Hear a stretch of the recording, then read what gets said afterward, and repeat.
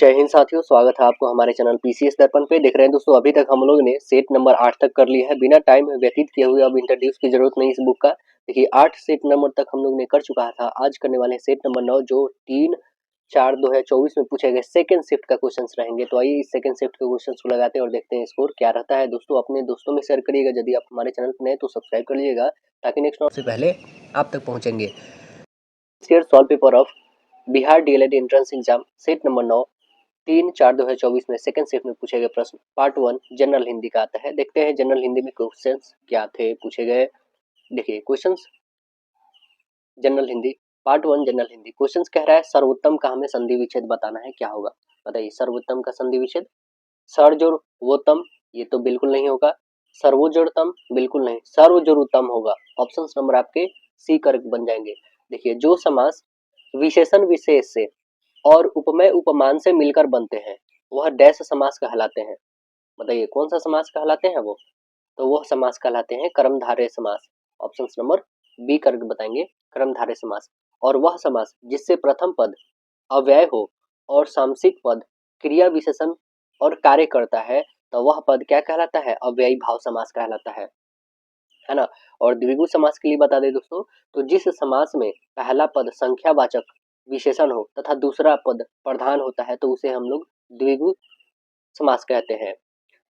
देखिए आगे है कि ब्रजहस्त्र, ब्रज युद्ध, ब्रजा युद्ध में कौन सा समास है। ब्रजा युद्ध में बताएंगे कौन सा समास है। तो ब्रजा युद्ध में जो है दोस्तों, ब्रजा युद्ध में बहुब्रीहि समास है। कौन सा है, बहुब्रीहि समास है। आंसर डी बताएंगे।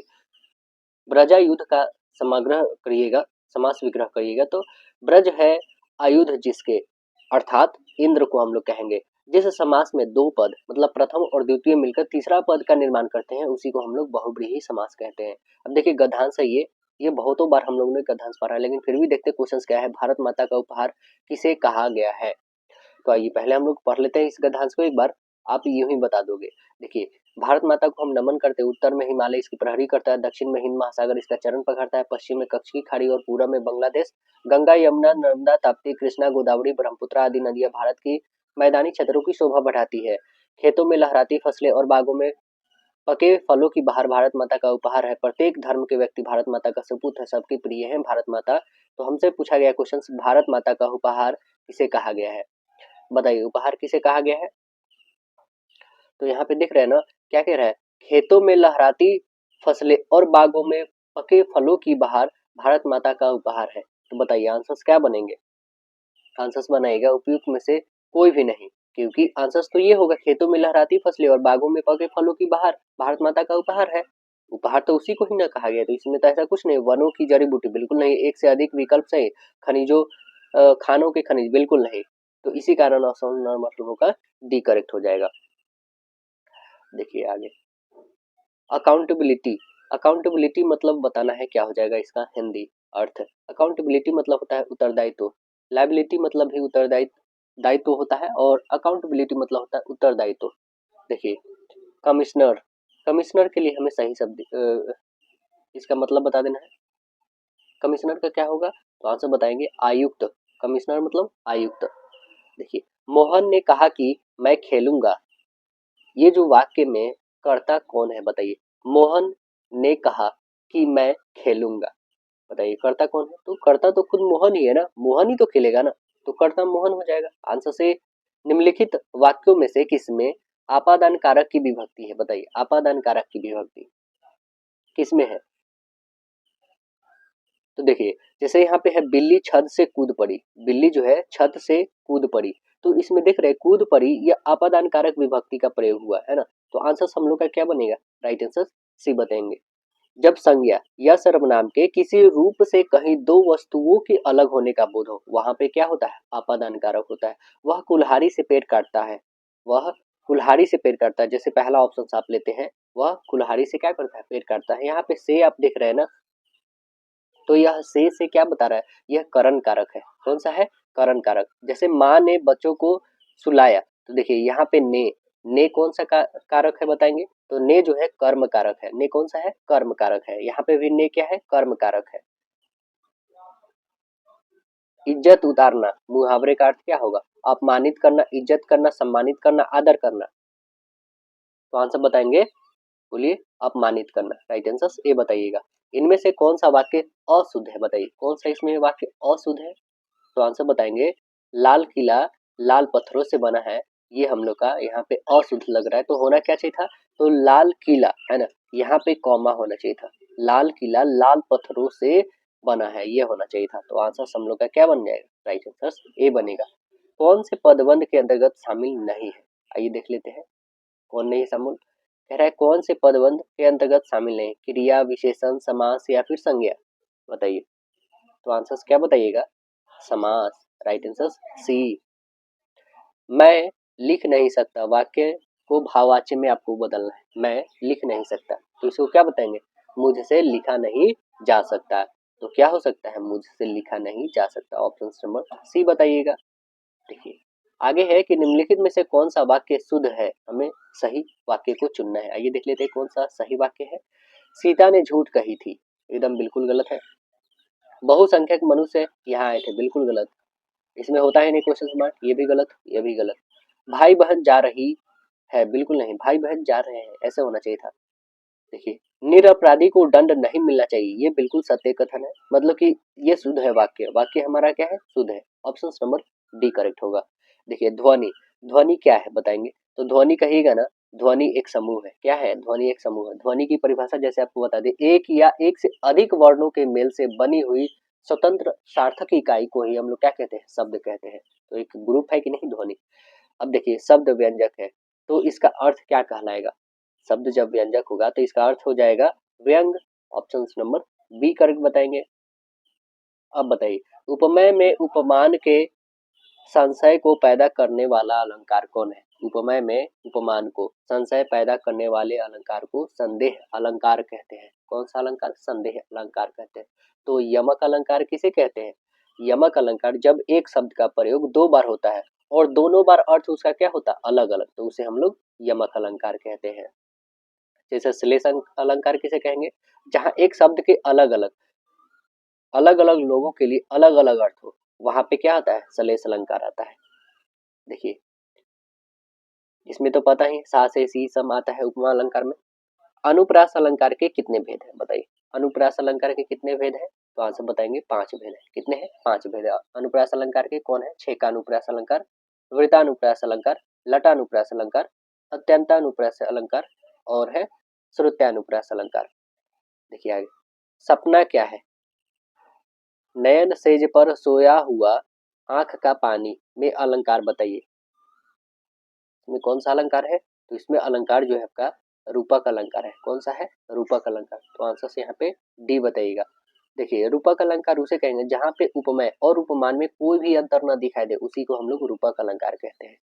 सब प्राणियों के मत्र मत्र मनो मयूर आहा नचा रहा है में कौन सा अलंकार है, कौन सा अलंकार है इसमें, तो इसमें है आपका रूपक अलंकार। आंसर सी बताएंगे, कौन सा अलंकार है, रूपक अलंकार है। देखिए पाई अपूर्वा धीरता मृद वायु ने भी मानो अंचल अंचल अंचल विमोहित हो बनी थी, इस पंक्ति में कौन सी अलंकार है। देखिए यहाँ पे मानो मनो जनो जनहु जैसे आ जाए तो आप सीधे कहाँ पे जाइएगा, उत्प्रेक्षा अलंकार में जाएंगे।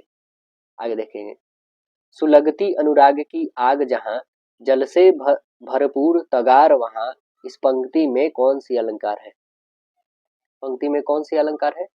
तो आंसर बता देंगे, इसमें विरोधाभास अलंकार है। कौन है, विरोधाभास।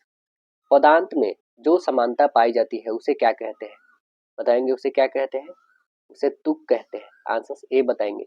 देखिए किस छंद के प्रत्येक चरण में 2 तगन, 1 जगन और 2 गुरु वर्ण होते हैं, बताइए किसमें होते हैं। तो आप बताएंगे इंद्रव्रजा में, किसमें होते हैं, इंद्रव्रजा। आंसर ए बताएंगे। काव्य प्रकाश नामक ग्रंथ के रचनाकार कौन थे, काव्य प्रकाश नामक ग्रंथ के रचनाकार कौन थे। तो आंसर बताएंगे मम्मट। कौन थे, मम्मट। आंसर ए बताइएगा। देखी सुदामा दीन दशा करुणा करिकै करुणा निधे रोए, इस पंक्ति में कौन सा रस है, कौन सा रस है बताएंगे। तो इसमें है करुण रस। कौन सा है, करुण रस। आंसर सी करेक्ट बताएंगे, करुण रस। पार्ट 2 मैथमेटिक्स का। देखिए क्वेश्चन है कि दो परिमेय संख्याओं का महत्तम समापवर्तक और लघुत्तम समापवर्तक बराबर है तो संख्याएं अवश्य ही क्या होंगी? संख्याएं अवश्य ही क्या होंगी बताएंगे? तो संख्याएं अवश्य ही समान होंगी। क्या होंगी? समान। आंसर डी करेक्ट हो जाएगा हम लोग का। देखिए कह रहा है यदि p 3 के पावर n के रूप में हो और q 6 के पावर n इंटू 5 के पावर m के रूप में हो तो भिन्न जो है p अपॉन q का दशमलव प्रसार कैसा होगा? बताइए कैसा होगा? तो देखिए यहाँ पे यदि हम लोग p अपॉन q के रूप में यदि इसका दशमलव प्रसार करेंगे तो पता है कैसा होगा? देखिए यहाँ पे हम लोग करते हैं इसको p अपॉन q के रूप में। देखिए यहाँ पे लिखेंगे 3 के पावर n अपॉन में क्या है 6 के पावर n इंटू 5 के पावर m, यही है ना। तो इसे क्या हम लोग लिख सकते हैं 3 के पावर n और ये 6 को हम लोग 2 3 जा 6 कह सकते हैं तो 2 के पावर n और इंटू 3 के पावर n इंटू 5 के पावर m रहने देते हैं, यही हमारा दशमलव प्रसार रह जाएगा। तो आपको पता है जब 5 और 2 आ गया तो ये 10 आ गया, मतलब ये तो शांत होगा ही एकदम से। 10 से कोई भी नंबर हो उसको आप डिवाइड करिएगा तो वो शांत होना ही है, कंफर्म है। तो आंसर हम लोग का बी करेक्ट बन जाएगा। देखिए आगे क्वेश्चन कह रहा है कि 96 और 404 का लघुत्तम समापवर्तक और महत्तम समापवर्तक बताना है, एलसीएम और एचसीएफ बताना है। तो चलिए हम लोग एलसीएम और एचसीएफ दोनों निकाल के देखते हैं इसका 96 और 404 का। देखिए पहले तो 96 का हम लोग निकालते हैं।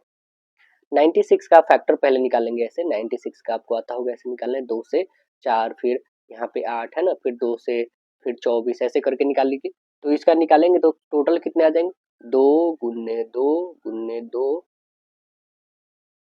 गुने 2 गुने 2 और गुने हो जाएंगे 3 और 2 5 आ गए ना हम लोग के पास, और गुने 3 ये टोटल आ जाएंगे 2 के पावर 5 और गुने 3 के पावर 1, मतलब नहीं भी लिखेंगे तो चलेगा। अब 404 का सेम वैसे ही निकाल दीजिए आप। 404 का भी निकालिएगा तो कितने आ जाएंगे 1 2 और गुने 101, क्योंकि 101 का तो निकलेगा नहीं।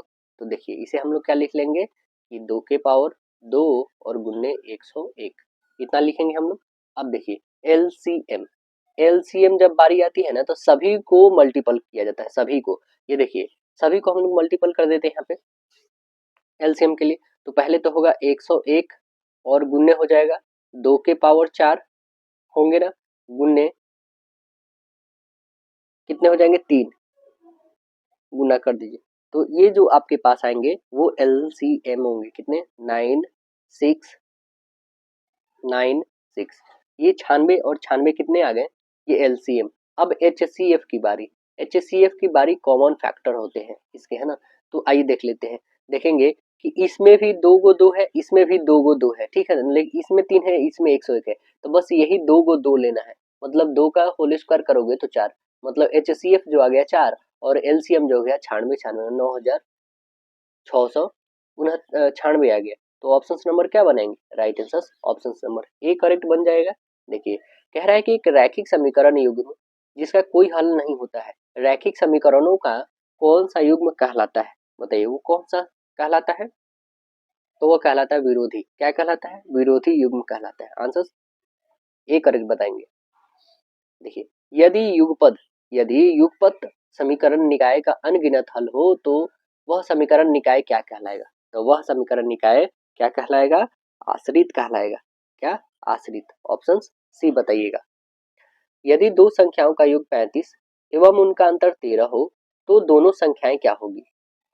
दो संख्याओं का योग कितना 35 और उसका अंतर कितना हो 13 हो। आइए यहाँ पे हम लोग बना के देखते हैं। पहला क्या बोला? दो संख्याओं का योग x प्लस वाई कितना हो 35 हो, ये हम फर्स्ट इक्वेशन ले सकते हैं, ठीक है। सेकंड में कह रहा है अंतर 13 हो, x माइनस वाई कितना हो तो 13 हो, ये सेकंड इक्वेशन हो जाएगा हम लोग का।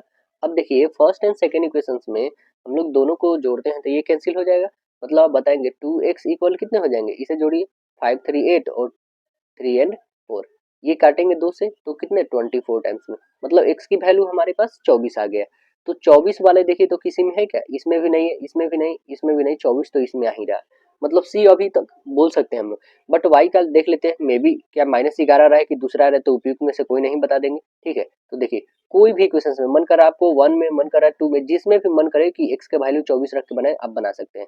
तो चलिए हम लोग किसी में भी रखते हैं, x और प्लस y बोल रहा था ना कि 35, दोनों का सम 35 हो, तो x की वैल्यू हम लोग 24 रखेंगे और प्लस y इक्वल 35 रखेंगे। अब देखिए यहाँ पे y की वैल्यू आप निकालोगे तो कितने हो जाएंगे, 35 पहले से था ऑलरेडी, और इधर जाके घट जाएगा ये 24, मतलब 1, और ये हो जाएंगे, ये कितने हो जाएंगे, तो 1, ये कितने आ गए, प्लस में हमारा 11 आ गया, बल्कि ये आंसर्स जो दिए हुए हम लोग के पास माइनस में दिए हुए हैं दोस्तों, है ना।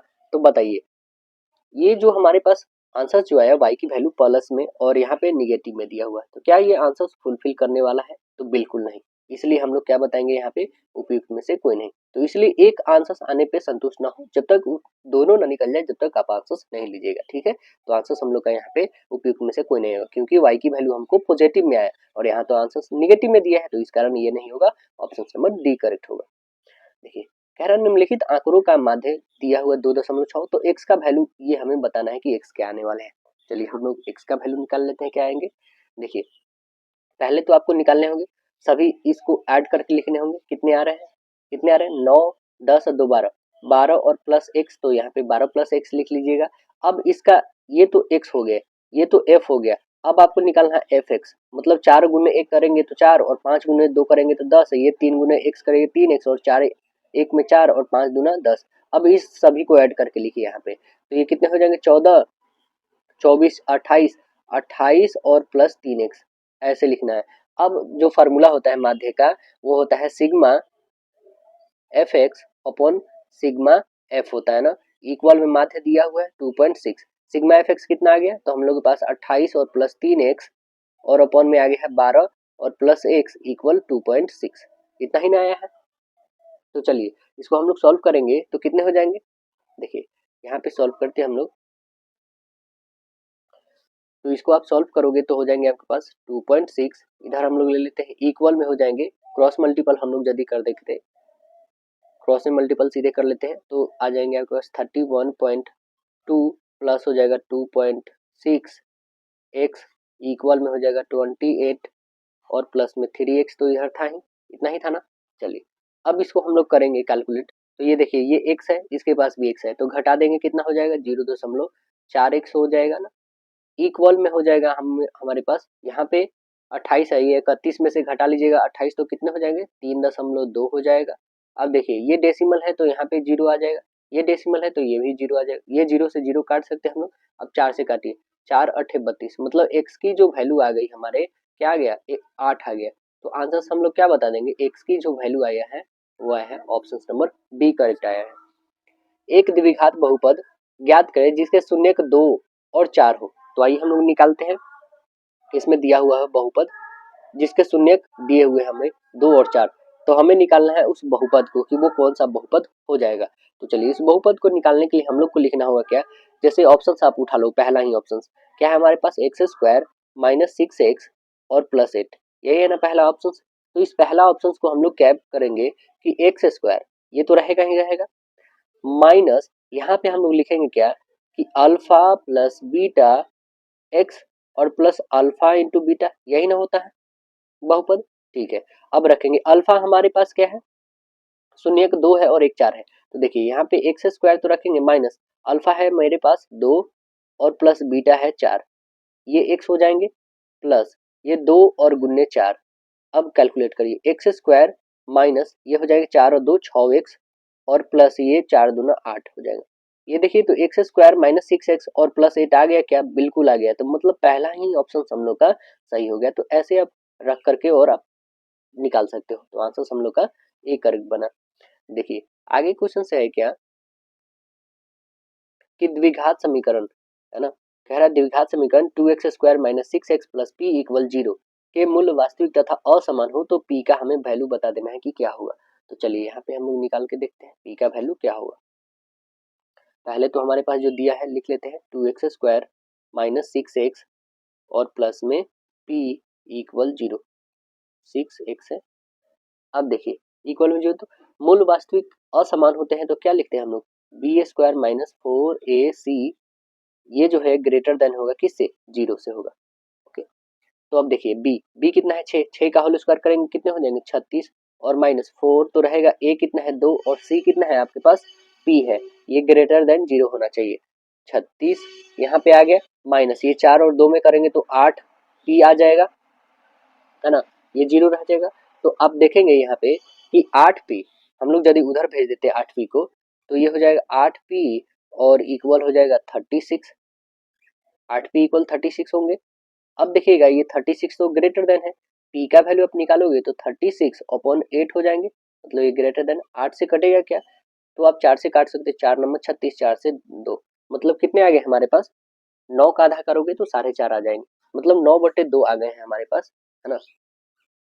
तो देखिएगा 9/2 है क्या, यस ऑप्शन नंबर आपका ए करेक्ट है 9/2, तो राइट आंसर हम लोग का ए करेक्ट बता देंगे। कह रहा है कि एक साइकिल को 500 रुपए के तुरंत भुगतान तथा 1 माह के बाद 610 रुपए की किस्त पर बेचा जा रहा है, 20% की वार्षिक दर से वार्षिक ब्याज लिया जा रहा है, तो साइकिल का नगद मूल्य क्या होगा।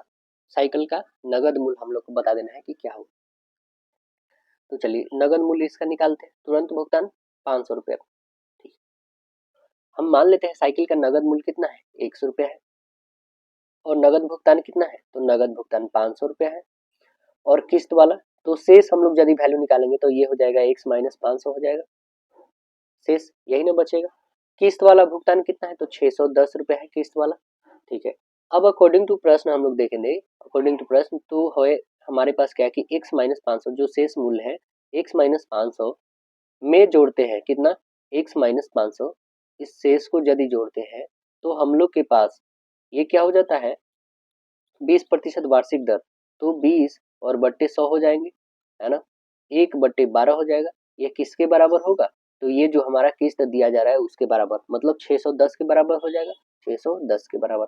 अब जो कटने वाले होंगे उससे काट देंगे, इसको काटेंगे 5 टाइम में, और कोई कटने वाला है क्या, तो आप काटिएगा, नहीं करने वाले होंगे तो नहीं काटेंगे।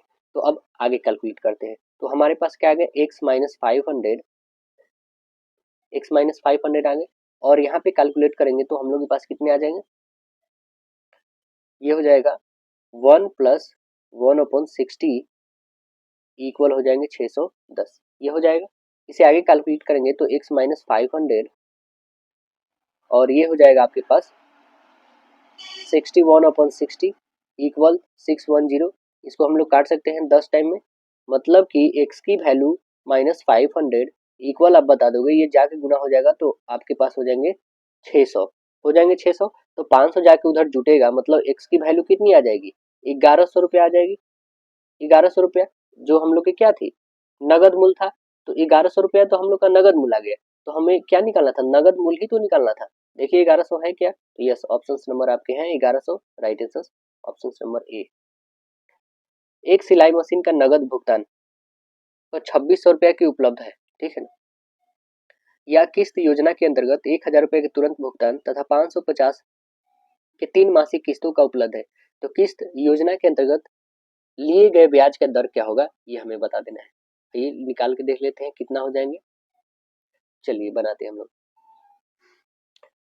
हम मान लेते हैं यहाँ पे कि शेष धनराशि मान क्या लेते हैं, इसमें जो दिया गया शेष धनराशि कितने हो जाएंगे हमारे 2600 तो पहले थे, में से कितना घटा लेंगे 1000, तो कितना बच जाएगा हमारे पास 1600 रुपया, ये क्या हो गया हमारा शेष धनराशि हो गया।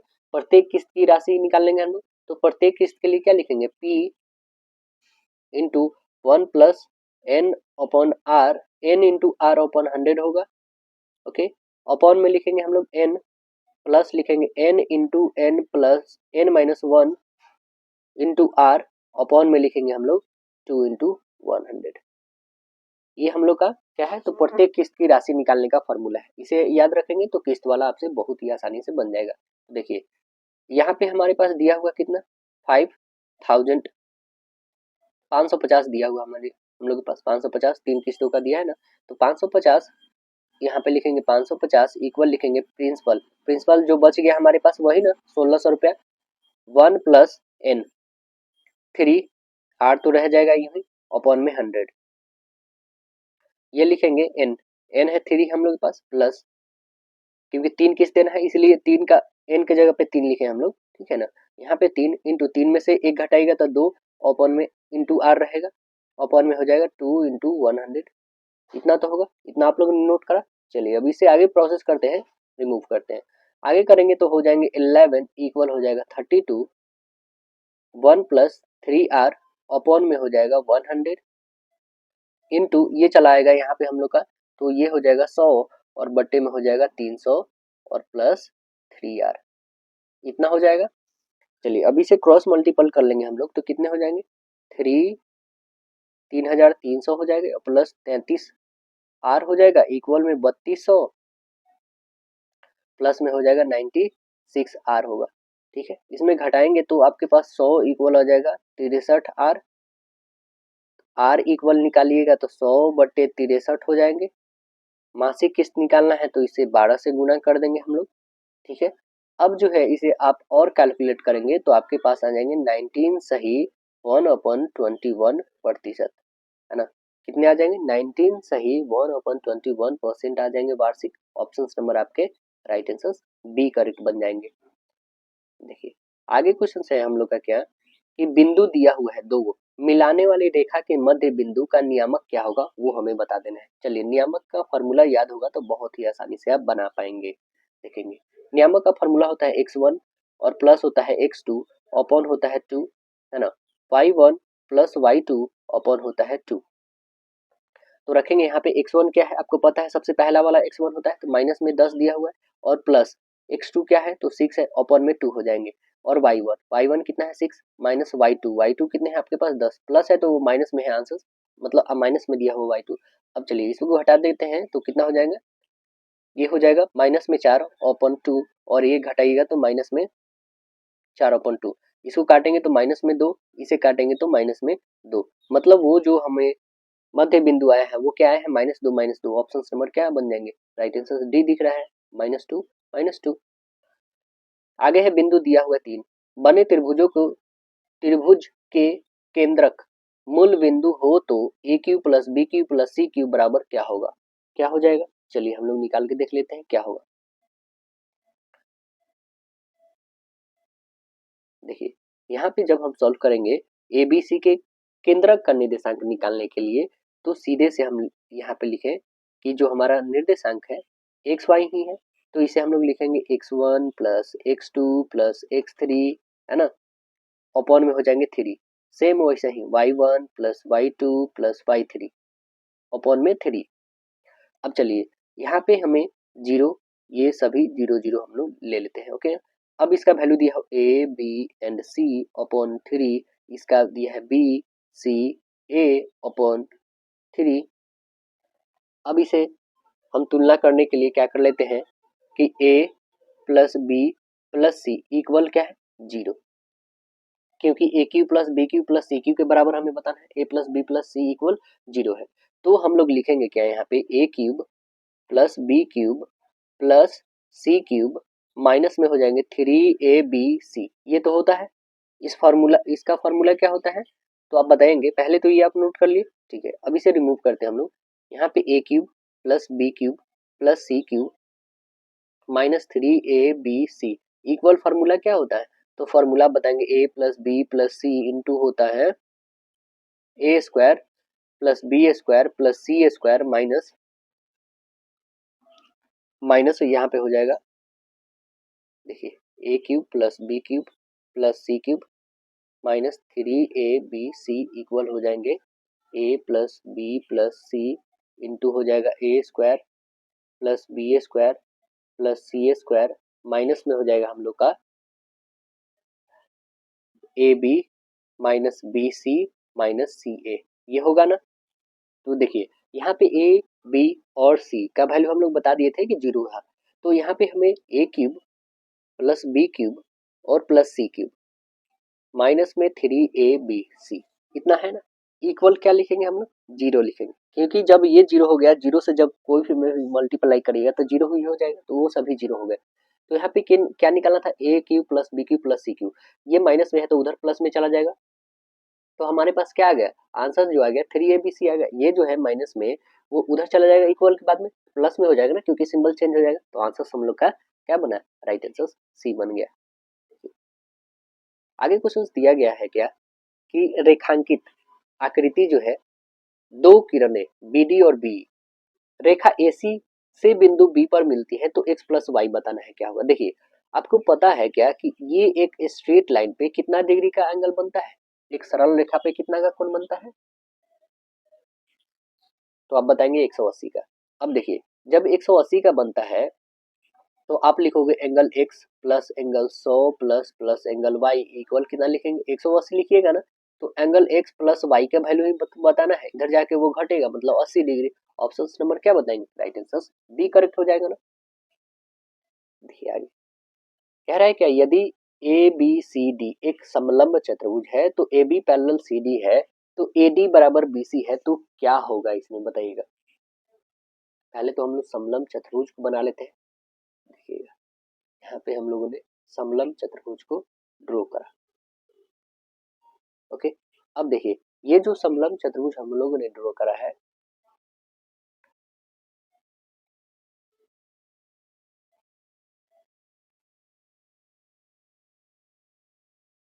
देखिए तो इसमें जो हमारे पास क्या है, कह रहा है कि ये जो है ना इसके इक्वल में दिया हुआ है। ओके ना, यहाँ पे हमने ए डी बी सी और इसका नामकरण ई हमने कर दिया।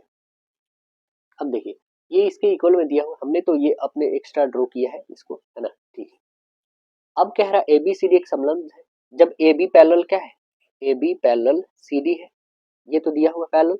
अब ए बी को बढ़ाने पे, ए बी को जो हम लोग बढ़ा रहे हैं ई तक, ठीक है ना, वैसा ही सेम हम लोग इसको आगे की तरफ बढ़ाएं ई तक, ठीक है।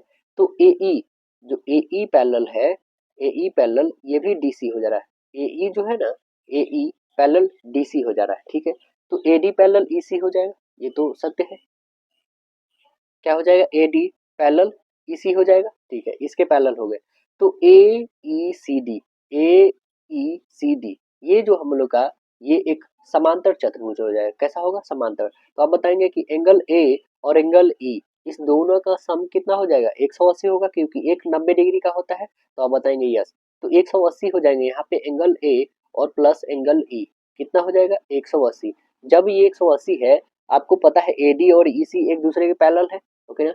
तो एंगल ए जो है हमारे पास 180 और माइनस एंगल ई लिख सकते हैं क्या, बिल्कुल।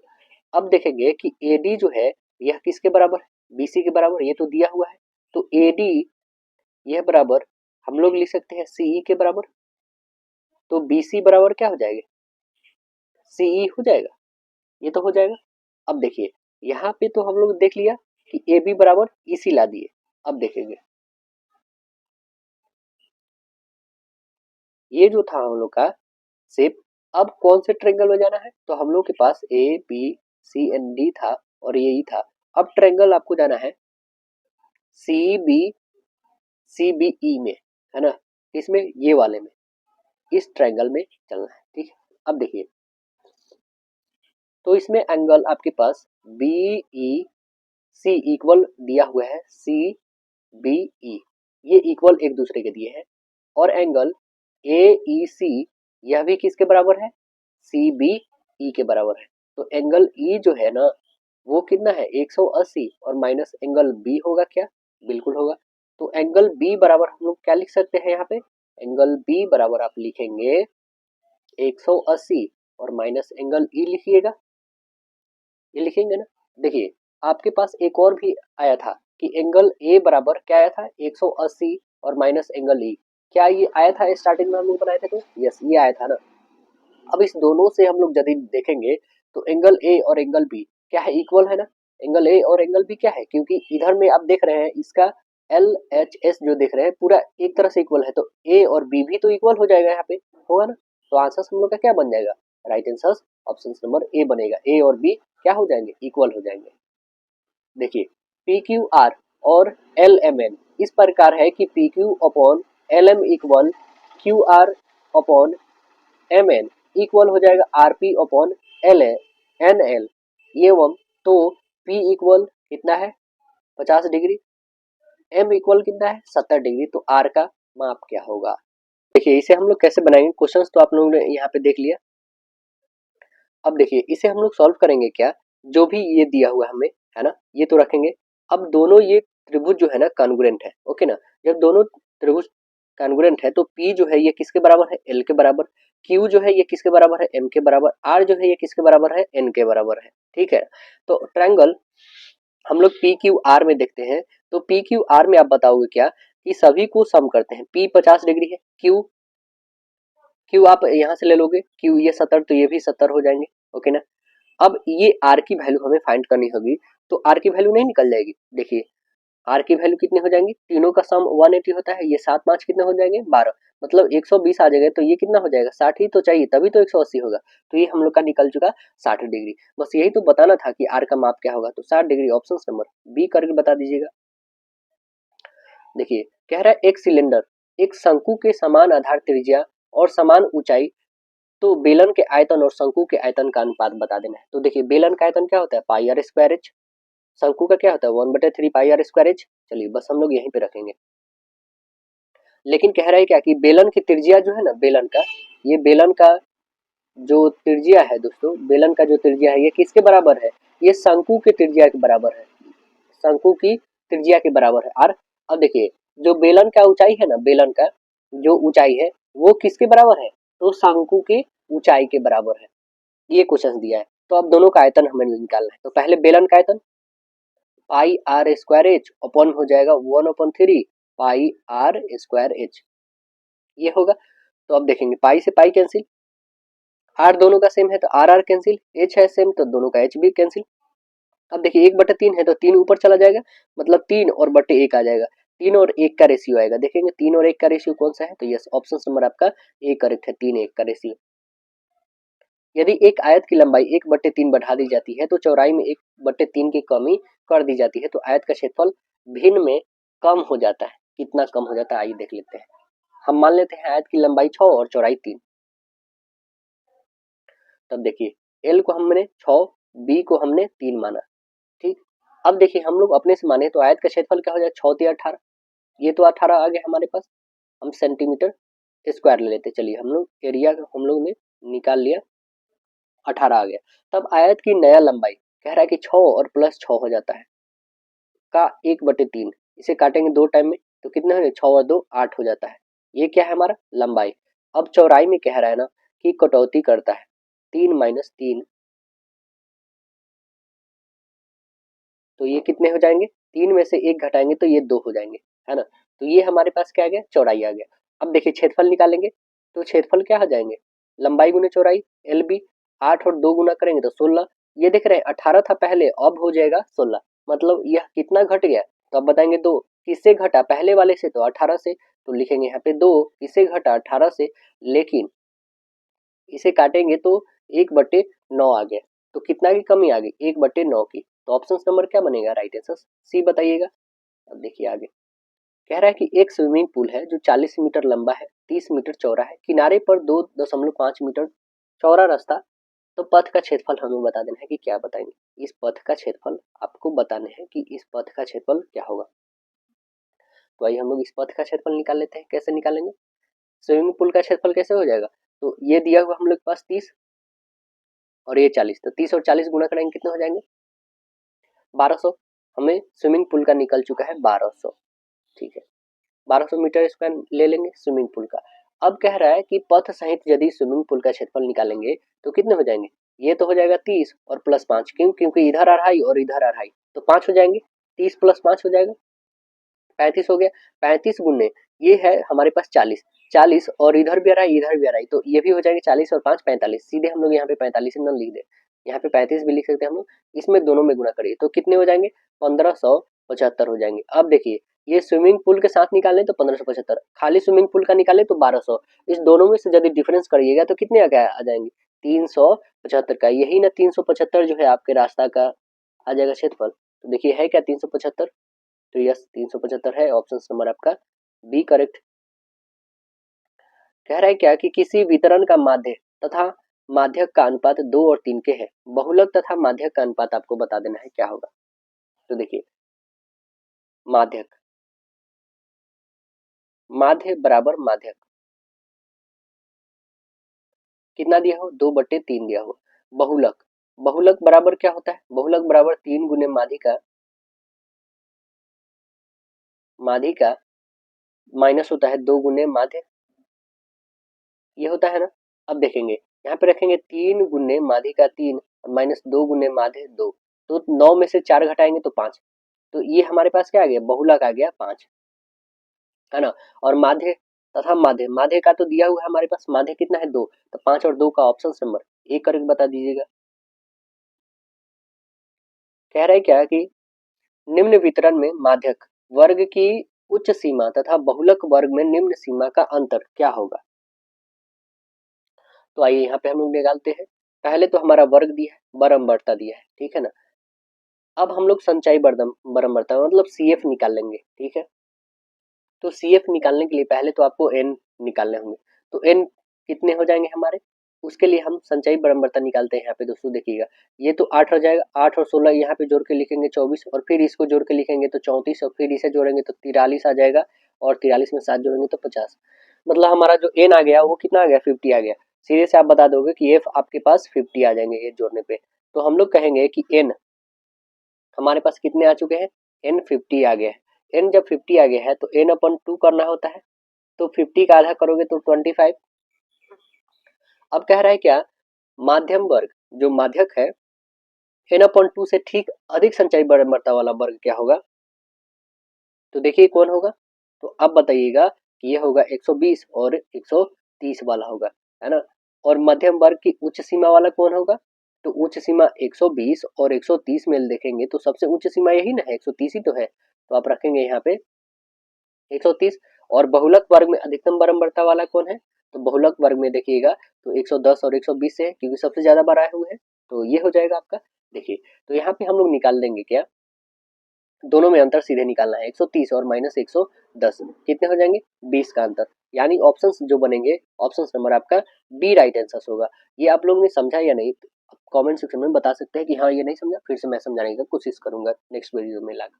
देखिए माध्यक वर्ग का उच्चतम सीमा 130, जैसे कि n अपॉन 2 जो था ना हमारे पास, इसे हम लोग काटे हैं तो 25 आया है ना, तो 25 वाले में जो हम लोग देखते हैं वो कौन हम लोग ने लिया है, क्योंकि माध्यिका कहने का मतलब कि मिड वाला लेना होता है, तो मिड वाला तो यही था 120 और 130, तो इसमें उच्च वाला कौन है, 130 ही है ना, 130। और बहुलक कौन है, तो बहुलक तो आप बताओगे ये है सबसे ज्यादा बड़ा हुए, तो 110 और 120, तो इसमें हाईएस्ट कौन सा है, इसमें लोएस्ट जो है 110 है। 110 में से 130 जो हम लोग घटाए हैं, 130 में से 110, तो वो कितना आ गया 20। यही आंसर हम लोग का बताना था कि बहुलक वर्ग का निम्न सीमा का अंतर, देख रहे हैं बहुलक वर्ग के निम्न सीमा का अंतर और उच्च सीमा का माध्यक का उच्च सीमा का दोनों का डिफरेंस बताना था, तो ऑप्शन बी करेक्ट हो गया।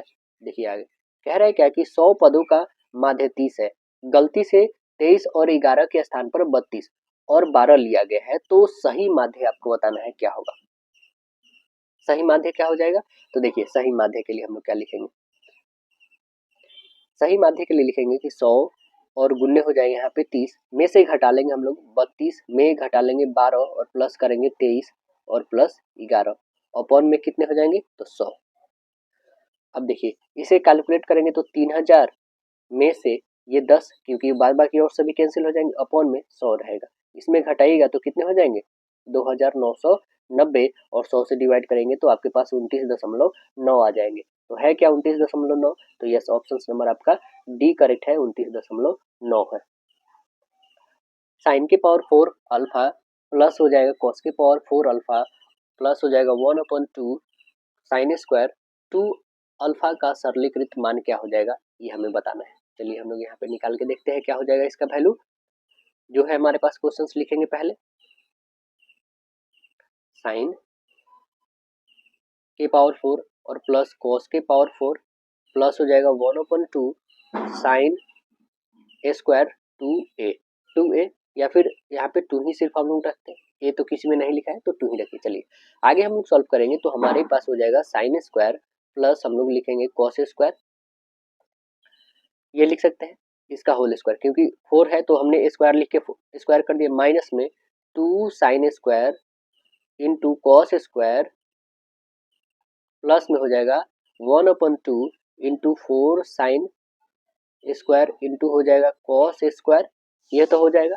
आप लिखेंगे कि 1 माइनस 2 साइन स्क्वायर, क्योंकि साइन स्क्वायर कॉस स्क्वायर की वैल्यू 1, इसी कारण हम लोग लिख लिया sine square into cos square plus में हो जाएगा 2 साइन स्क्वायर और इंटू हो जाएगा कॉस स्क्वायर। अब देख रहे हैं यहाँ पे ये माइनस में ये प्लस में, तो दोनों कट जाएगा, प्लस माइनस ये कैंसिल हो गया, मतलब आंसर जो आ गया वो हम लोग के पास 1 आ गया। देखिए ऑप्शन नंबर 1 है क्या, तो यस ऑप्शन नंबर आपका डी करेक्ट है, पॉजिटिव में 1। देखिए आगे क्वेश्चन कह रहा है यदि x equal R sine theta into cos alpha, और दूसरा कह रहा है y equal R sine theta sine alpha, और z इक्वल कह रहा है आर कॉस थीटा, तो हमें इसमें बताना है कौन इक्वल होगा। चलिए तीन हमारे पास इक्वेशंस दिए हैं, तीनों के तीनों पहले लिखते हैं हम लोग। x इक्वल क्या दिया गया है, R sine cos alpha, R sine theta cos alpha. y equal क्या लिखा गया है, R sine theta sine alpha, ठीक। जेड इक्वल क्या दिया है, Z equal R cos theta, यही ना दिया है। तो समीकरण 1 ये जो हम लोग के पास तीनों है, ये तीन, इस समीकरण 1 2 और 3 को वर्ग करके जोड़ देते हैं हम लोग, है ना। सभी को क्या करते हैं, वर्ग करते हैं और वर्ग करके जोड़ देते हैं। तो चलिए वर्ग करते हैं यहाँ पे, तो आप लिखोगे वर्ग करने पे X square plus Y square plus Z square होंगे ना, वर्ग करिएगा तो। अब इसको जोड़ते हैं हम लोग इधर भी, तो ये हो जाएगा आर का होल स्क्वायर हो जाएगा, साइन स्क्वायर हो जाएगा, साइन स्क्वायर थीटा रहेगा, यहाँ पे कॉस स्क्वायर अल्फा हो जाएगा, कॉस स्क्वायर अल्फा प्लस ये हो जाएगा आपके पास R square sine square theta, है ना, और साइन स्क्वायर अल्फा, और प्लस में रहेंगे R square cos square theta. ये तो हम लोग लिखेंगे क्योंकि सभी को ऐड करना था। अब आगे लिखिएगा, ये क्या हो जाएगा आपके पास, कॉमन कर लेंगे तो R square sine theta sine square theta, इसको कॉमन कर लेते हैं हम लोग, तो हमारे पास बचेगा cos square alpha plus sine square alpha, और प्लस में बच जाएगा हम लोग के पास क्या, तो R square cos square theta, इतना बचेगा ना। चलिए आगे इसे प्रोसेस करते हैं हम लोग, तो क्या हो जाएगा R square sine square theta plus में हो जाएगा R square cos square theta हो जाएगा। चलिए इसे रिमूव करते हैं, देखिए आगे लिखेंगे हम लोग क्या, R square sine square theta plus में हो जाएगा कॉस स्क्वायर थीटा, इक्वल क्या हो जाएगा, साइन और कॉस का वैल्यू 1 होता है, तो बच जाएगा हमारे पास आर स्क्वायर। आपने देखा कि X square plus Y square plus Z square की वैल्यू क्या आ गया, आर स्क्वायर आ गया। तो आइए देख लेते हैं कौन सा है ऑप्शन नंबर, ऑप्शन कौन सा निकला, X plus Y plus Z equal R square, option A बन गया। देखिए sine 20 cos 70 plus cos 20 into sine 70 upon में है sine 23 cosec 23 plus cos 23 sec 23 का वैल्यू क्या हो जाएगा। चलिए इसको हम लोग बना के देखते हैं, यहाँ पे क्या हो जाएगा।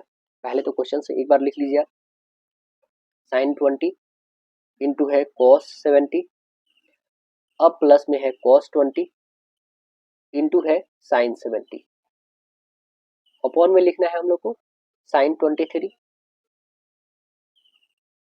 इंटू है कॉसेक कॉसेक 23। अब देखिए साइन और कॉसेक ये तो कट जाएंगे आपके, 1 अपन साइन लिखेंगे तो 23 इसको काट सकते हैं आप, 1 लिख सकते हैं, है ना। और प्लस में हम लोग के पास क्या है कॉस 23 इंटू सेक 23, ये भी कट जाएगा, तो ये 1 1 2 हो जाएगा, नीचे तो हम लोग 2 लिख देंगे। अब देखिए कॉस 20 साइन 20 को हम लोग लिख सकते हैं क्या, कि साइन 90 माइनस 70 लिख सकते हैं, और यहाँ पे कॉस 70 दिया हुआ ही पहले से रखते हैं। ये कॉस 20 को सेम ऐसा ही लिख सकते हैं हम लोग, साइन 70 लिख सकते हैं, घटा करके जैसे ये लिखे तो साइन 70 और पहले से यहाँ पे साइन साइन 20 हो जाएगा ना, यहाँ पे साइन 70 हो जाएगा और इंटू साइन 70 लिखा हुआ। अब देखेंगे यहाँ पे हमारे पास अपॉन में क्या हो जाएगा, 2 हो जाएगा। अब देखिए तो ये साइन इसमें से घटाइएगा तो ये क्या बन जाएगा आपके पास, कॉस 70 इंटू ये हो जाएगा आपके पास कॉस 70, कॉस और कॉस में करेंगे तो कॉस स्क्वायर 70 प्लस रखेंगे यहाँ पे प्लस, ये साइन साइन में करेंगे तो साइन स्क्वायर 70 हो जाएगा, अपॉन में 2 रहेगा, साइन स्क्वायर और प्लस में कॉस स्क्वायर क्या हो जाएगा, साइन स्क्वायर और कॉस स्क्वायर क्या होता है 1 होता है, 70 है उससे कोई मतलब नहीं, 70 यहाँ पे कट जाएगा, है ना। तो क्या हो जाएगा हमारे पास, तो 1 अपॉन में 2 आ जाएगा। तो देखिए 1 अपॉन 2 है क्या ऑप्शन नंबर पॉजिटिव में, तो यस ऑप्शन नंबर कौन सा है, तो right answer option number B correct है। पार्ट 3 साइंस का क्वेश्चन है कि जैव तकनीकी कृषि में सम्मिलित मुख्य तकनीक कौन है, बताइए मुख्य तकनीक कौन है, तो आप बताएंगे उर्वरक संवर्धन, उत्तक संवर्धन, क्या है उत्तक संवर्धन, प्लास्टर ऑफ पेरिस का रासायनिक सूत्र बताइए, प्लास्टर ऑफ पेरिस का रासायनिक सूत्र CaSO4 into half of H2O होगा। ऑप्शन बी करेक्ट बनाएंगे। निम्नलिखित में कौन पारा का अयस्क है? बताइए पारा का अयस्क कौन है? तो पारा का अयस्क है सिनेबार। ऑप्शन डी बताएंगे सिनेबार।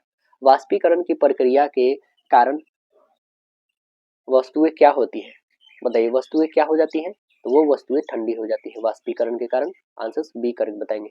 किंगडम मोनेरा में शामिल है। किंगडम मोनेरा में क्या शामिल है? बताइए किंगडम मोनेरा में शामिल है बैक्टीरिया। आंसर सही बताएंगे बैक्टीरिया है। निम्नलिखित में कौन अफ्रीकन स्लीपिंग सिकनेस का रोग कारक जीव है? बताइए कौन सा है? कौन सा जो है अफ्रीकन स्लीपिंग सिकनेस का रोग वाहक जीव है? तो आंसर बता देंगे option number C trypanosoma. Trypanosoma है। ऑप्शन नंबर सी करेक्ट बताएंगे ट्रिपोनोसोमा। जल प्रदूषण को मापने के लिए कौन सा परीक्षण किया जाता है? जल प्रदूषण को मापने के लिए जैव रासायनिक ऑक्सीजन मांग किया जाता है। ऑप्शन नंबर ए बताएंगे। निम्नलिखित में कौन सी जड़ें श्वसन जड़ें हैं? कौन सी जड़ें जो है श्वसन जड़ें हैं बताइएगा।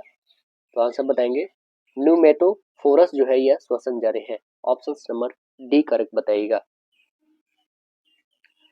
निम्नलिखित में कौन डार्विन के सिद्धांत में शामिल नहीं है? डार्विन के सिद्धांत में कौन शामिल नहीं बताएंगे? तो आंसर बताएंगे विरासत के माध्यम से विकास। विरासत के माध्यम से विकास। ऑप्शन बी बताइएगा।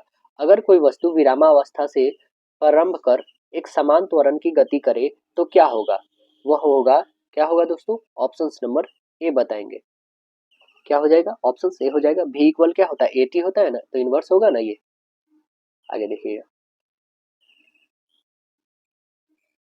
संवेग का एसआई मात्रक बताइए। संवेग का एसआई मात्रक क्या होता है? संवेग का एसआई मात्रक आप बताएंगे केजी मीटर पर सेकंड। केजी मीटर पर सेकंड। ऑप्शन नंबर बी करके बताइएगा। कोई वस्तु जिस पानी पर तैर रहा हो उस पानी में नमक मिला दिया जाए तो क्या प्रतिफल होगा? कोई वस्तु जिस पानी में तैर रहा हो उस पानी में नमक मिला दिया जाए तो वस्तु का प्रतिफल क्या हो जाएगा? वस्तु का प्रतिफल हो जाएगा वस्तु का वह भाग जो द्रव में डूबा हुआ था उसका आयतन क्या हो जाएगा? घट जाएगा। ऑप्शन नंबर सी करेक्ट बताइएगा। घनत्व बराबर क्या होता है? एम अपन भी, मतलब द्रव्यमान बटा आयतन। सोनार एक ऐसी युक्ति है जिसमें उपयोग किया जाता है। जिसमें उपयोग क्या किया जाता है? जिसमें उपयोग किया जाता है प्रध्वनि तरंगों का। आंसर बी बताएंगे प्रध्वनि तरंगों का उपयोग किया जाता है। पंजाब में भूमि निम्नीकरण का मुख्य कारण क्या है? निम्नीकरण का मुख्य कारण क्या है? तो इसका बताइएगा अधिक सिंचाई। आंसर सही बताएंगे अधिक सिंचाई। निम्नलिखित में कौन सा ओजोन परत का मुख्य कार्य है? ओजोन परत का मुख्य कार्य क्या है? अल्ट्रावायलेट किरणों को सीमित मात्रा में आने देना। आंसर से मतलब अल्ट्रावायलेट रे को रोकती है। कौन सा कोयला सबसे उत्तम प्रकार का होता है? कौन सा कोयला सबसे उत्तम प्रकार का होता है? तो आंसर बता देंगे एंथ्रासाइट होता है। ऑप्शन बी बताएंगे एंथ्रासाइट होता है।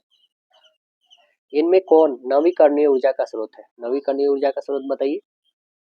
सूर्य का प्रकाश नवीकरणीय है।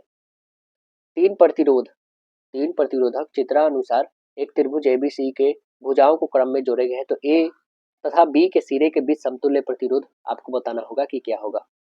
बताइए क्या होगा। तो यहाँ पे देखिएगा ये 60 ओम है, 40 है और ये 100 ओम है। ठीक है ना। ये 60 और 100 को यदि हम लोग दोनों को जोड़ते हैं है ना श्रेणी क्रम में तो कितने हो जाएंगे हमारे? और ये पैरेलल में आ जाएगा 160। 160 जब हो जाएगा तो पैरेलल में जोड़ने के लिए हम लोग लिखेंगे 160 और ये 40 है तो गुने 40 करिए। पैरेलल में जोड़ने के लिए ऐसा ही करते हैं 160 और 40 को जोड़िएगा तो 200 हो जाएगा। ये काटिए 2 जीरो से 2 जीरो और 2 से काटेंगे तो 8 8 चौके 32। ये कितने आ जाएंगे? 32 ओम आ जाएंगे हमारे। तो आंसर है क्या? 32 ओम। देखिए तो यस ऑप्शन नंबर आपका सी करेक्ट है 32 ओम। 6 वोल्ट बैटरी से जोड़ने वाली हर एक कूलम आवेश की कितनी ऊर्जा दी जाती है? बताइए कितनी आवेश दी जाती है? तो आपको पता है विद्युत ऊर्जा मतलब कि U बराबर क्या होता है? Q इंटू भी होता है। तो यहाँ पे Q क्या है? 1 कूलम इंटू ये लिखेंगे 6 वोल्ट। 1 और 6 में गुणा करेंगे तो 6 जूल आ जाएगा। ऑप्शन नंबर क्या बनेंगे? राइट आंसर सी हो जाएगा। कह रहा है क्या निम्न में से किस माध्यम में प्रकाश की चाल सबसे अधिक होती है? किसमें होता है? हवा में, जल में, शीशा में या हीरा में? तो आंसर बताएंगे हवा में। राइट आंसर ये बताएंगे हवा में होता है। पार्ट 4 सोशल स्टडीज देखिए क्या है। जर्मनी के मुद्रा का नाम क्या था, बताइए। जर्मनी के प्रिमिटिव मुद्रा का नाम आपको बताना है, क्या था नाम उसका। तो आंसर बताएंगे उसका नाम था मार्क ना, क्या नाम था, मार्क था। अभी क्या हो गया है दोस्तों, तो अभी जो हो गया है यो हो गया है यूरो। वर्तमान में क्या है, यूरो। बताइए रबर बागान प्रसिद्ध है, रबर बागान कहाँ पे है बताएंगे, तो यह है मलेशिया। ऑप्शन सी करेक्ट बताएंगे। बोल्शेविक पार्टी के नेता कौन थे, बोल्शेविक पार्टी के नेता कौन थे, तो आंसर बताएंगे लेनिन। कौन थे, लेनिन थे। आंसर सी करेक्ट बताएंगे। रूस के नेता थे। जालियांवाला बाग हत्याकांड कब हुआ था, बताइए। जालियांवाला बाग हत्याकांड 13 अप्रैल 1919 को हुआ था। आंसर ए करेक्ट बताएंगे। मेगास्थनीज ने पाटलिपुत्रा की यात्रा किसके शासनकाल में किए थे, किसके शासनकाल में किए थे, तो आंसर बताएंगे चंद्रगुप्त मौर्य के शासनकाल में। आंसर डी करेक्ट बताएंगे। मेगास्थनीज सेल्यूकस निकेटर का राजदूत था। मेगास्थनीज चंद्रगुप्त मौर्य के राज दरबार में आया था। मेगास्थनीज ने अपनी पुस्तक इंडिका में मौर्य युगीन समाज एवं संस्कृति के विषय में लिखा है। आगे है भरतपुर पक्षी अभ्यारण्य कहाँ स्थित है, भरतपुर पक्षी अभ्यारण्य यह है राजस्थान में। आंसर सी करेक्ट बताएंगे। भरतपुर पक्षी अभ्यारण्य का नाम केवलादेव घना राष्ट्रीय उद्यान है। 1971 मतलब 1971 में संरक्षित अभ्यारण्य घोषित किया गया था तथा केवलादेव घना राष्ट्रीय पार्क का स्थापना जो है 1985 में, कब, 1985 में किया गया था। आगे है कि भूटान की अर्थव्यवस्था किस पर आधारित है, बताइए। भूटान का अर्थव्यवस्था जो है किस पे आधारित है, तो आंसर बताएंगे कृषि पे। राइट आंसर बी बताएंगे, कृषि पे आधारित है। भूटान को लैंड ऑफ थंडरबोल्ट के भी नाम से जाना जाता है।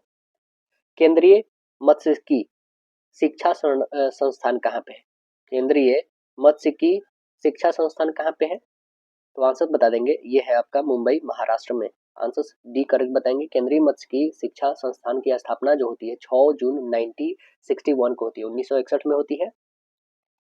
आगे देखेंगे दुनिया में पानी का कुल मात्रा 96.5% डैश के रूप में मौजूद है और केवल 2.5% डैश के रूप में मौजूद है। बताइए क्या किसमें मौजूद है, तो आप बताएंगे महासागर के रूप में 97% लगभग और मीठे पानी 2.5% ही है। ऑप्शन नंबर बी करेक्ट बताएंगे। रेड डाटा बुक क्या है, बताइए। रेड डाटा बुक क्या है, तो रेड डाटा क्या है, सामान्य प्रजाति के विलुप्त होते खतरों से अवगत किया जाता है, बात सही है। संकटग्रस्त प्रजातियां जो है सर्वमान्य के रूप में चिन्हित होती है, हाँ बिल्कुल सही। स्थानीय स्तर पर संकटग्रस्त प्रजातियां की पहचान एवं उनके संरक्षण के संबंध में कार्यक्रम को प्रोत्साहन देना, बिल्कुल उपयुक्त में से सभी होंगे सही। आंसर हम लोग का डी करेक्ट है। देखिए भंडारा नांगल परियोजना, भाखरा नांगल परियोजना किस नदी पे है, भाखरा नांगल परियोजना किस नदी पे है, तो आंसर बताएंगे सतलज नदी। किस नदी पे है, सतलज। आंसर सी करेक्ट बताएंगे। यह भारत की सबसे बड़ी बहुउद्देशीय परियोजना है।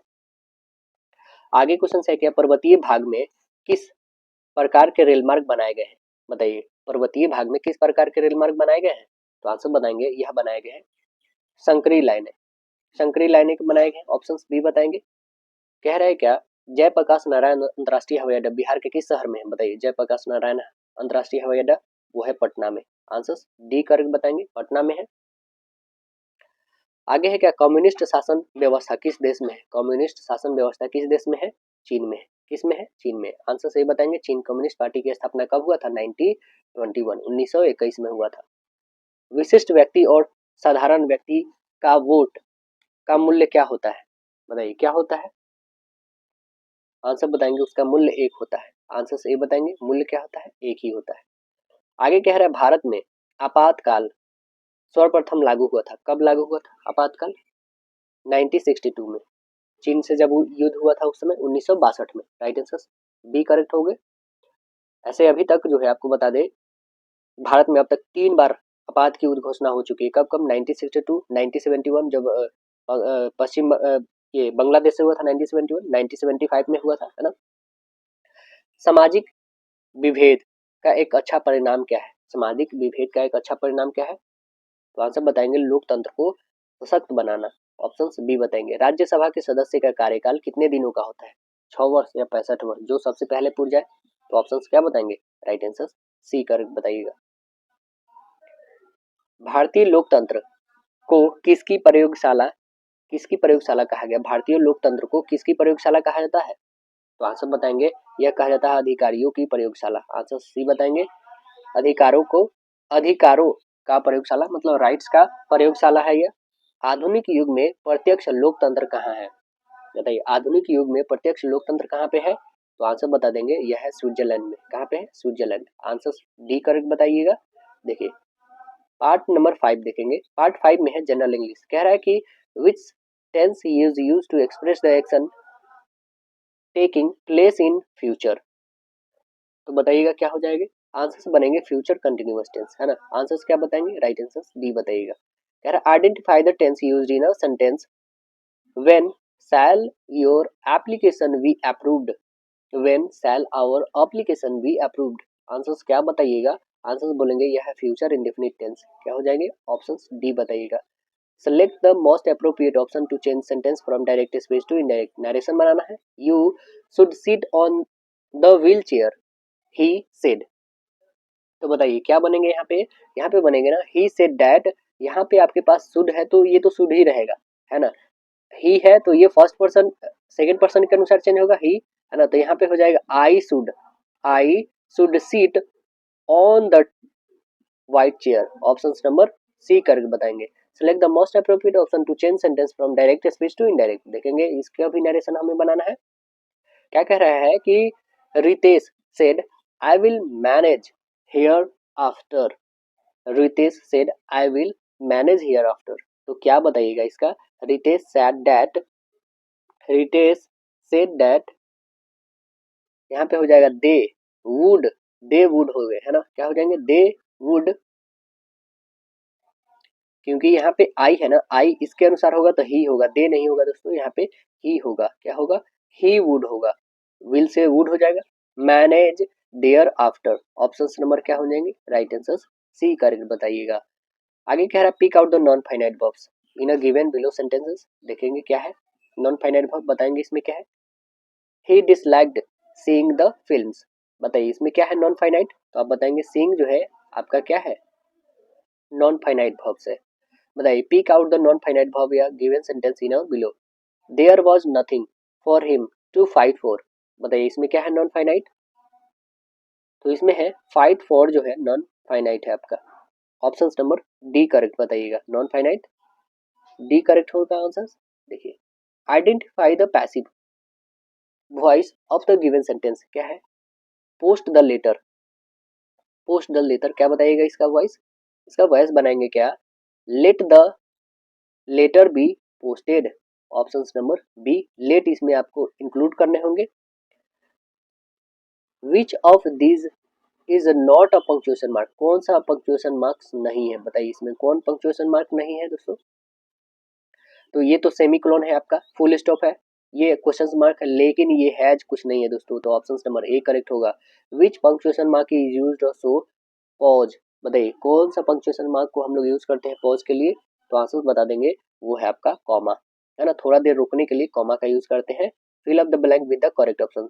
सी was sitting dash Savitri and Sushma. बताएंगे क्या हो जाएगा? तो बताएंगे सी वाज सिटिंग बिटवीन, है ना, मतलब सी वाज वह बैठी थी सावित्री और सुषमा के बीच में। ऑप्शन नंबर डी बताएंगे। Fill up the blank with the correct option. My father is dash 60। बताइए क्या हो जाएंगे? My father is below 60। Option number B correct बताएंगे, मतलब वो 60 के अंदर में है ना, एज उनका। आगे fill up the blank with the suitable cohesive device. क्या है? Most animal sleep like people do they lie down dash bird and horses sleep while standing up. तो यहाँ पे बता देंगे क्या ऑप्शंस आपके बनेंगे हाउएवर। ऑप्शंस यहाँ पे क्या होंगे? हाउएवर हो जाएंगे। आंसर्स सी करेक्ट बताइएगा यहाँ पे, है ना।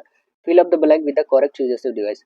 The rhino in Africa in in threatened with extinction dash many species of gorilla are also endangered। Answers क्या बताएंगे? आंसर्स यहाँ पे बताएंगे similarly. Option number C correct बताएंगे similarly. Select the alternative which best express the meaning of items या phrases. Hit the nail hit the nail in the head. बताइएगा क्या होगा इसका मतलब? इसका मतलब ही होता है सच्चाई बात देना, है ना। मतलब सही बात को बता देना। तो आंसर्स क्या बनेंगे? टू डू और so something, say something exactly right, option number A correct बताएंगे। Select the alternative which best express meaning of items या फ्रेजेस। देखिए क्या है, addict, addicted to, addicted to का मतलब क्या होता है? इसका मतलब होता है लत पड़ना। तो आंसर्स क्या बता देंगे? Habituated to something, option number A बताएंगे, habituated to something. Select the alternative which best express the meaning of items या फ्रेजेस। देखेंगे क्या है, कैरी ऑन, कैरी ऑन का मतलब क्या होता है? कैरी ऑन का मतलब होता है जारी रखना। तो आंसर्स क्या बता देंगे? To continue, option number C बताएंगे, to continue. Choose the correct phrase from the given option and make a conditional sentence. क्या है, my mother would not go to my uncle's house if my uncle dash mother's calls received, है ना। Options यहाँ पे क्या हो जाएंगे? Option number C correct बताइएगा। देखिए आगे क्वेश्चन कह रहा है, choose the correct phrase from a given option make a conditional sentence. Maya and Reshma, Maya and Reshma dash you in the hospital if they have enough time this afternoon। तो answers क्या बताएंगे यहाँ पे? विल विजिट, ऑप्शंस नंबर क्या होंगे? Right answers ए correct बता दीजिएगा। Fill up the blank with the correct options. क्या है हमारे पास? White and brown horse dash grazing in the field, मतलब एक जो है उजला और एक ब्राउन घोड़ा वो क्या कर रहे हैं? चल रहे हैं फील्ड में। तो यहाँ पे बताइए क्या हो जाएंगे? ऑप्शंस बता देंगे, राइट आंसर्स बी होगा। एक व्हाइट और ब्राउन घोड़ा जो है वो क्या कर रहा है? वो टहल रहा है कहाँ, चल रहा है कहाँ पे? घास से चल रहा है, फील्ड में चल रहा है। Option B correct by, fill up the blank with the correct option. There dash a lot of water in the pound, बताइए क्या हो जाएंगे यहाँ पे आंसर्स? तो यहाँ पे बताएंगे there is a lot of water in the pound, मतलब इस पोखर में बहुत ज्यादा क्या है? पानी है। ऑप्शन नंबर बी करेक्ट बताएंगे। देखिए पार्ट नंबर 6 जो है logical and analytical reasoning. Question है नीचे दिए गए विकल्पों में हमें विषम चुनना है। क्या होगा? रूसो, आइंस्टीन, चैडविक या न्यूटन, बताइए इसमें सबसे अलग क्या है? तो आंसर बताएंगे रूसो, एक दार्शनिक है, बाद बाकी सभी क्या है? वैज्ञानिक है। बताइए इसमें क्या फुलफिल होगा? तो इसे आपको तो बनाने होंगे, है ना। चार चार के ग्रुप में बांट दीजिए, यहाँ पे 3 है, आपको ना 4 के ग्रुप में बांटना है। यहाँ पे आपके 4 के ग्रुप में बांटने के लिए क्या करने होंगे हमें? डबल सी उसके बाद लेने होंगे, डबल सी यहाँ पे हो जाएंगे ए, डबल सी ए सी, ये 4 4 के ग्रुप बनाइए। 3 और एक यहाँ पे 4 हो जाएंगे, ये भी 4 के ग्रुप बनाइए, यहाँ पे भी आपके पास 4 के ग्रुप में हो जाएंगे, है ना। तो ऐसे आपको 4 के ग्रुप में बनाने होंगे। तो 4 के ग्रुप में बनाने के लिए आपको ऑप्शन नंबर फुलफिल करने होंगे। ऑप्शन नंबर यहाँ पे रखेंगे ए सी, ए और यहाँ पे भी सी। ऑप्शन नंबर आपका ए करेक्ट हो जाएगा। देखिए आगे क्वेश्चन है कि परवीन 30 मीटर पूरब की ओर चलता है, पूरब की ओर 30 मीटर चला दीजिए इसको, ठीक है। अब जो है दाएं मुड़कर 20 मीटर, दाएं मुड़कर 20 मीटर चला, ये 30 था, ये 20, और फिर जो है दाएं मुड़ता है और 30 चलता है, फिर दाएं मुड़ता है और 30 चलता है, यहाँ तक आ गया। अब प्रारंभिक स्थान से कितनी दूरी पे? 20 मीटर तो है। ऑप्शन नंबर सी बताइएगा। देखिए इसमें बताना है कि कौन सा शब्द नीचे दिए अक्षरों को मिलाकर लिखे जा सकते हैं, वो पहचानना है आपको। तो देखेंगे FIRE है क्या? F भी है, I भी है, R भी है, E तो है ही नहीं, ये होगा ही नहीं, ठीक है। NAME है क्या? तो आप देखेंगे इसमें NA भी है, M भी है, E भी नहीं है, इसमें E भी नहीं, इसमें भी E नहीं, इसमें भी E नहीं, मतलब ऑप्शन नंबर एक ही बनेगा, motion. Option number A correct बता दीजिए। अब देखिए ये 5 जो बच्चे हैं, 5 स्कूल है ना, ए जो है ई और बी के बीच में है, ई जो है डी के दाईं ओर है। यदि सी और डी दो छोर पे हैं तो सी के बाईं ओर कौन सा स्कूल होगा, ये हमें बता देने होंगे। पहले तो यहाँ पे हम लोग अरेंज कर लेते हैं 5 स्कूल, ठीक है। 5 में सबसे पहले हम लोग डी को डालते हैं, जस्ट इसके बाद आता है ई की बारी, जस्ट इसके बाद ए है, इसके बाद कौन है? तो बी, और लास्ट में सी को डालते हैं, दाईं ओर है।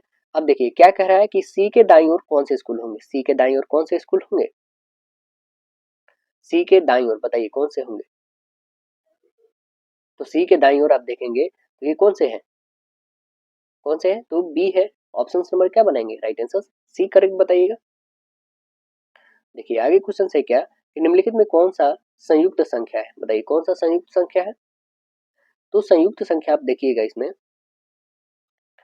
ये 0 तो है ही नहीं, 19 नहीं है, ये भी नहीं, ये है आपके संयुक्त, क्योंकि ये सभी अभाज्य संख्या है और ये तो पूर्ण संख्या में आता है दोस्तों। तो ऑप्शन नंबर हम लोग का क्या बन जाएंगे? राइट आंसर डी बताइएगा। निम्नलिखित में कितने त्रिभुज है इसे काउंट करने होंगे आपको। देखिए ऐसे 1 फिर 2 फिर 3 4 5 6 7 ऐसे तो 8 आपको दिखे। 8 के बाद फिर ऐसे 9 फिर ये हो जाएंगे 10 फिर ये हो जाएगा 11 फिर ये हो जाएगा ऐसे 12 ऐसे आपको काउंट टोटल करने होंगे। टोटल त्रिभुजों की संख्या जो आपके पास आ जाएंगे वो कितने हो जाएंगे, वो टोटल हमने निकाल दिया ऑप्शन नंबर सी 12। देखिए आगे क्वेश्चन कह रहा है देखो और बताना है कि आगे क्या फुलफिल करने वाला है। 31 29 24 22 17 तो क्या आएगी आगे। आप देख रहे हैं यहाँ पे 2 घटा, यहाँ 5 घटा, यहाँ 2 घटा, यहाँ 5 घटा, तो यहाँ भी 2 घटा लो 15। ऑप्शन डी बताइएगा।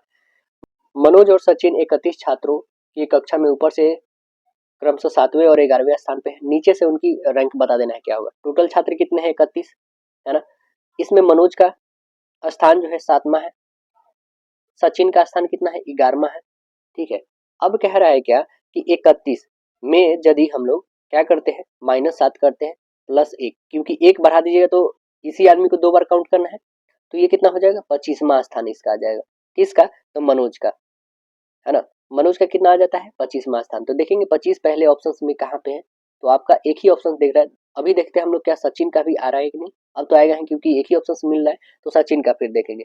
सचिन के लिए भी सेम वही कंडीशन करेंगे कि 31 में 1 जोड़ लेंगे मतलब 32 हो जाएगा, और 32 में से कितना घटा देंगे हम लोग, तो ये 11 को घटा लीजिएगा। तो घटाइए 1 आ जाएंगे और ये घटाइएगा तो 2 मतलब 21। ऑप्शन नंबर हम लोग का सी फुलफिल कर रहा है। देखिए श्रृंखला में आपको बताना है कि 8वां पद कौन सा होगा। तो देखिए 8वां पद निकालने के लिए 2 से 3 में गुणा किए हैं तो 6 आया, 6 में फिर 3 से गुणा किए, फिर इसमें फिर 3 से गुणा किए, फिर हमें क्या ऐसा ही 3 से गुणा करते हुए निकालना है। तो अभी देख रहे हैं यहाँ पे टोटल 4 पदे हम लोग निकाल चुके हैं, हमें 8वां पद के पास जाना है। तो 8वें पद के लिए क्या होगा, फिर यहाँ से आप 3 से गुणा करेंगे तो 5वां पद आएगा, फिर इसमें गुणा करेंगे तो अभी 54 में हम लोग 3 से गुणा कर लेते हैं, 54 और गुने 3 हमें 5वां पद निकलेगा। ठीक है दोस्तों, तो 5वां पद कितना हो जाएगा 162, 162 में 3 से गुणा करेंगे तो ये हमें छठा पद निकलेगा, वो कितना आ जाएगा 486 आ जाएगा। छठा पद में 3 से गुणा करेंगे तो 7वां पद आ जाएगा 1458, 1458 में 3 से गुणा करेंगे तो हमें 8वां मतलब आंसर आने वाला है 4374 आएगा। तो ऑप्शन नंबर कौन सा होगा 4374, ऑप्शन नंबर आपका बी करेक्ट होगा। तो आशा है दोस्तों वीडियो पसंद आया होगा, फिर मिलते हैं नेक्स्ट सेशन में, जब तक के लिए धन्यवाद।